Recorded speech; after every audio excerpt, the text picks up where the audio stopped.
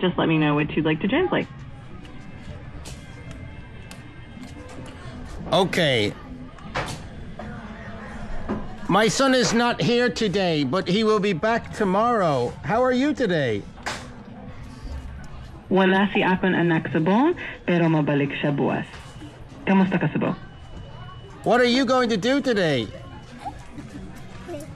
Ano ang plano mo karon? Do you want some juice? Yes. Gusto mo sang juice? Gusto ka sang juice? Gusto ka ng juice? Gusto ka ng juice? Do you think it's hot today? Sa imo bala? Init pala sa buong? Sa iyo bala? Init po. Are you going to school today? Mag-eskwela ka bala sa buong?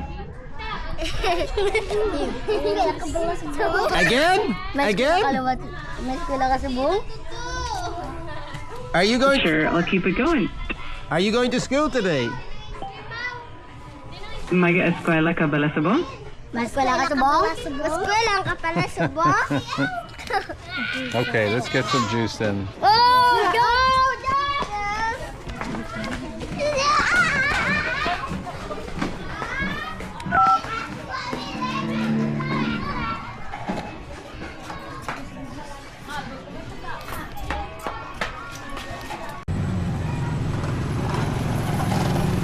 Okay, we're joined here in Pandimanan Main Street.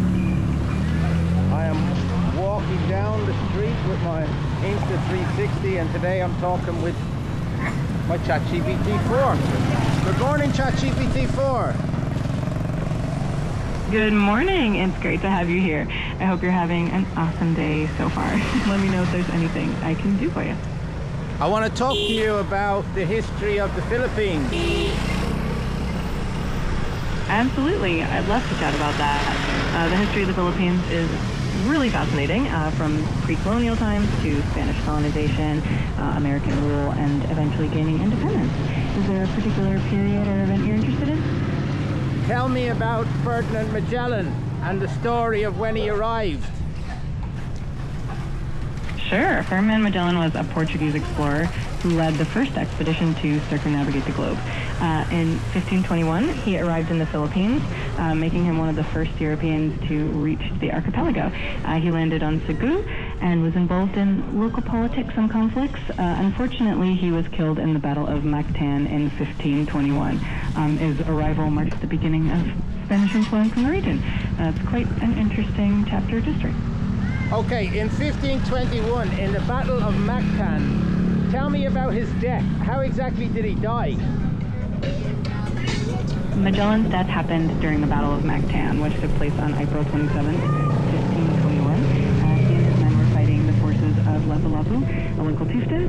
Magellan was struck by a poisoned arrow and then surrounded by the warriors who attacked him with spears and other weapons. He was ultimately killed in the battle, and his death marked a significant moment in Philippine history. Was he in a relationship with a local girl at the time of his death? There isn't any historical evidence to suggest that Magellan was in a relationship with a local girl at the time of his death. He was primarily focused on his expedition and alliances with local leaders like Raja Humabon of Cebu, but the details of his personal life, especially regarding romantic relationships, are pretty scarce. Well, which famous American general was in a relationship with a Filipino woman? And I think he brought her back to America. You're probably thinking of General Douglas MacArthur. He had a close relationship with a Filipino woman named Isabel Rosario Cooper, and they were quite well known. He did bring her to the United States at one point. It's a fascinating bit of history.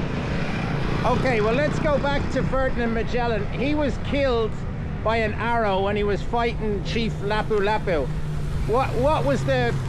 Tell me about Chief Lapu-Lapu. Lapu-Lapu was a native chieftain of Mactan Island, which is now part of modern-day Cebu. He is considered a national hero in the Philippines because of his resistance against Spanish colonization. During the Battle of Mactan, he and his warriors fought against Magellan's forces and ultimately defeated them. Lapu-Lapu's legacy as a symbol of bravery and resistance is still celebrated in the Philippines today. Okay, so what happened after Magellan was killed? After Magellan was killed, the remaining members of his expedition continued their journey. They eventually sailed to the Moluccas, or the Spice Islands, to secure a load of spices. Eventually they made their way back to Spain in 1522, completing the first circumnavigation of the globe. The expedition was significantly reduced in numbers, but it was still a monumental achievement in exploration history. When did the Catholic Church arrive, and what was the influence of Catholicism on the Philippines in the 16th century? The Catholic Church arrived in the Philippines along with the Spanish colonizers in the 16th century, and its influence was profound and long-lasting. The church played a central role in the social, cultural, and political life of the islands. It established schools, introduced formal education, and helped shape the Filipino identity. It also played a major role in the spread of Christianity, which remains the dominant religion in the Philippines today. The church also had a significant impact on local customs, art, and governance, leaving a lasting legacy in the country.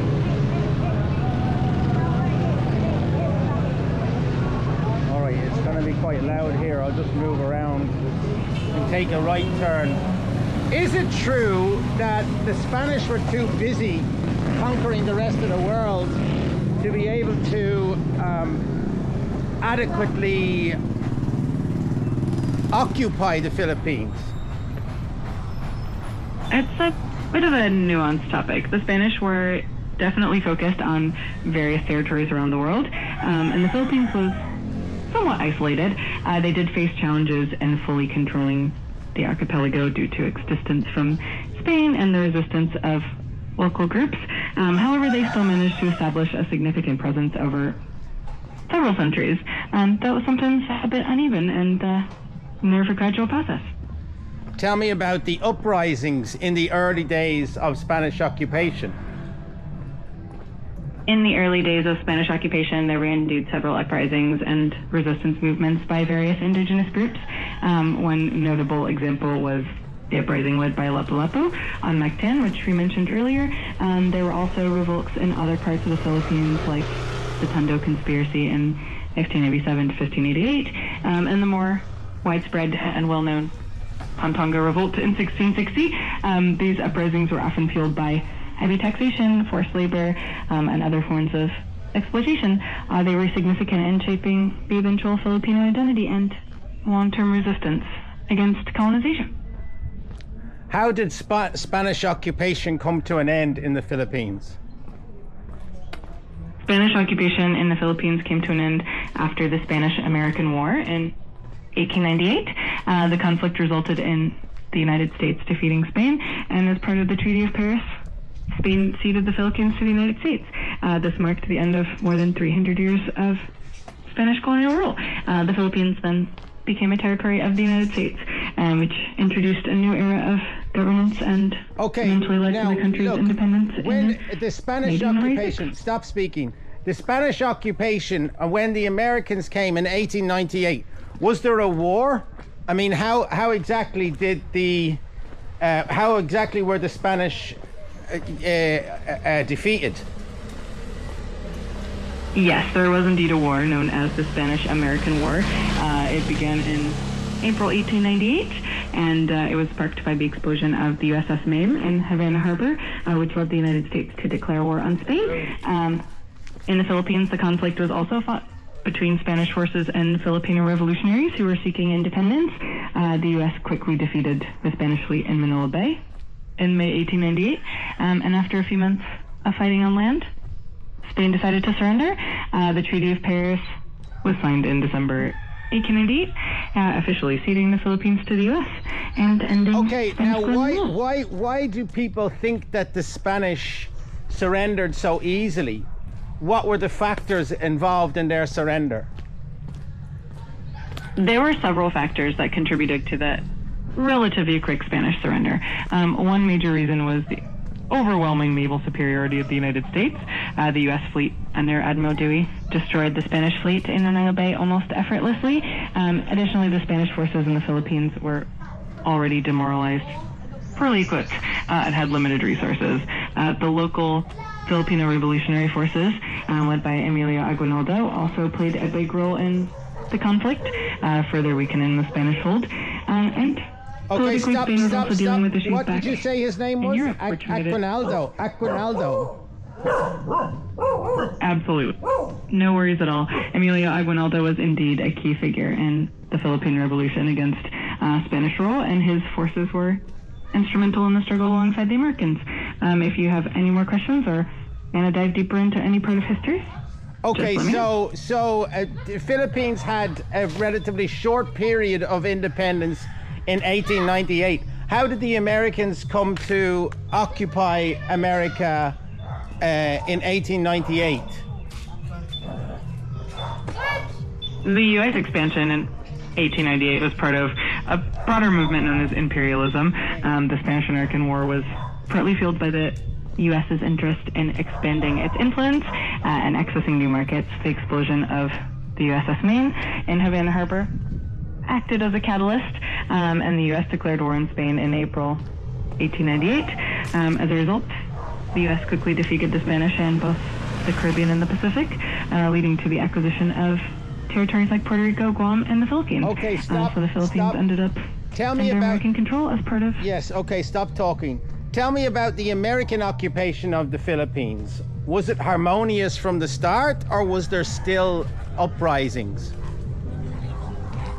The American occupation of the Philippines was far from harmonious from the start.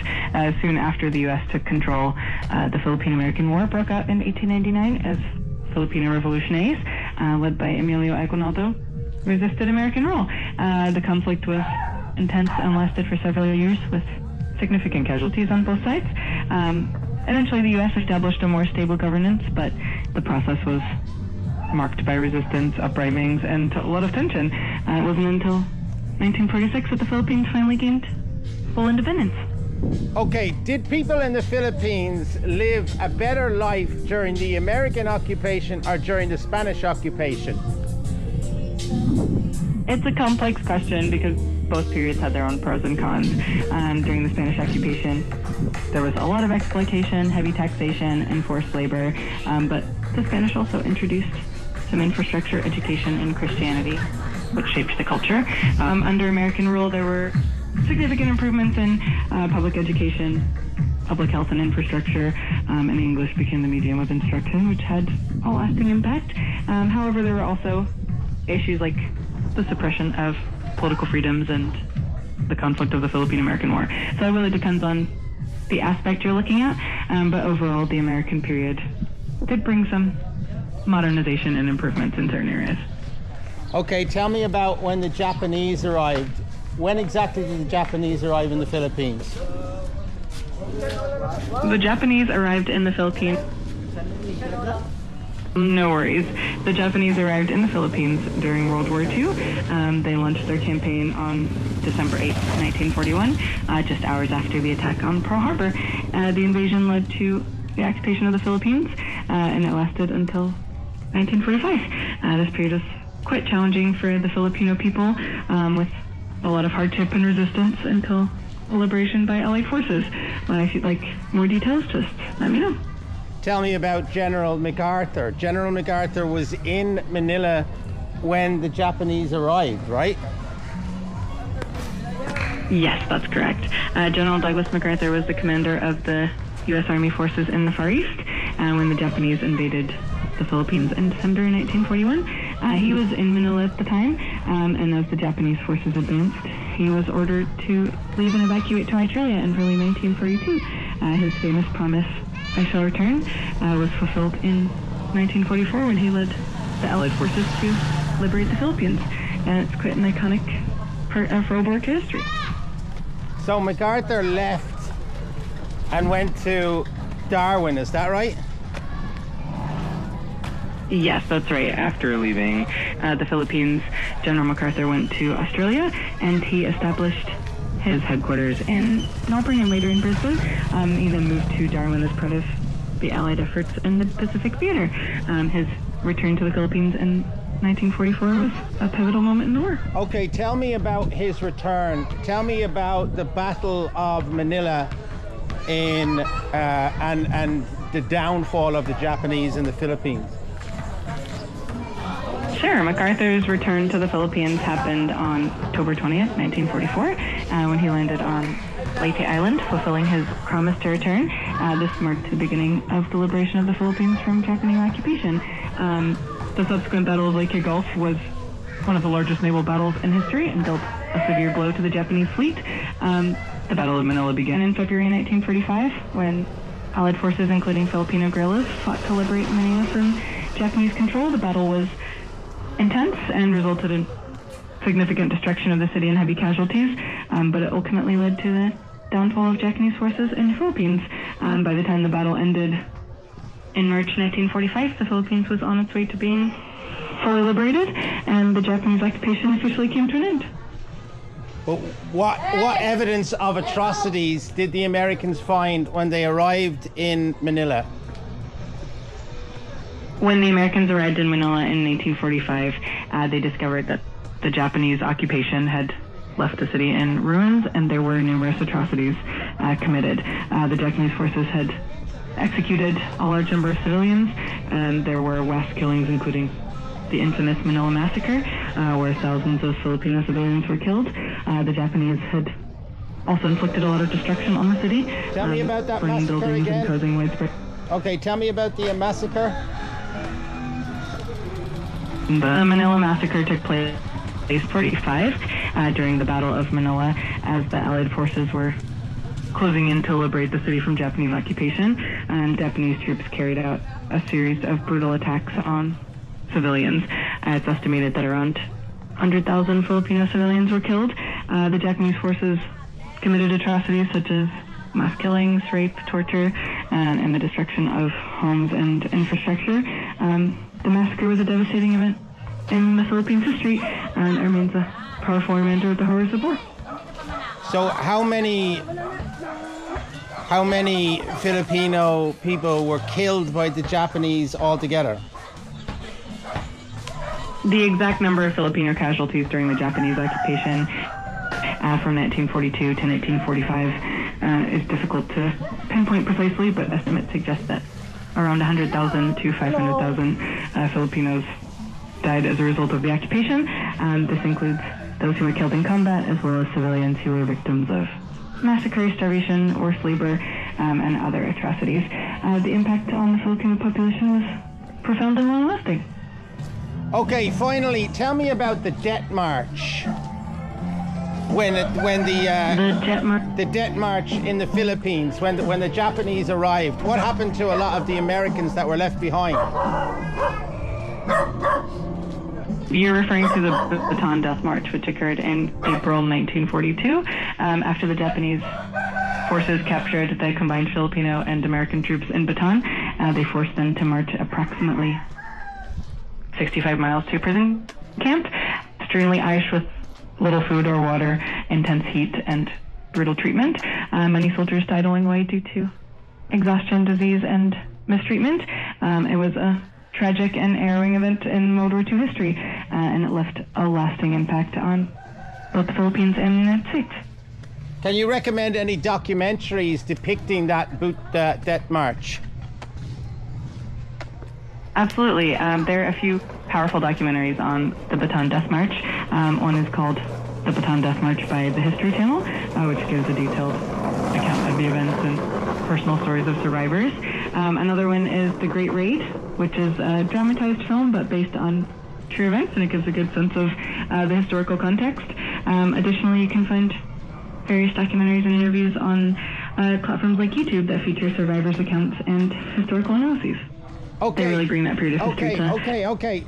Am I allowed to use footage from YouTube if I'm using Filmora to make a video? Using footage from YouTube can be a bit tricky because it's usually protected by copyright. If you want to use it in a video, it's ask to get permission from the original creator, or check if it's under a license that allows reuse, like a Creative Commons license. If you're using Filmora, it's important to make sure that the content we're included is either your own or properly licensed to avoid any copyright issues. If you're ever unsure, it's always a good idea to consult with a copyright expert, or use royalty-free or public domain footage.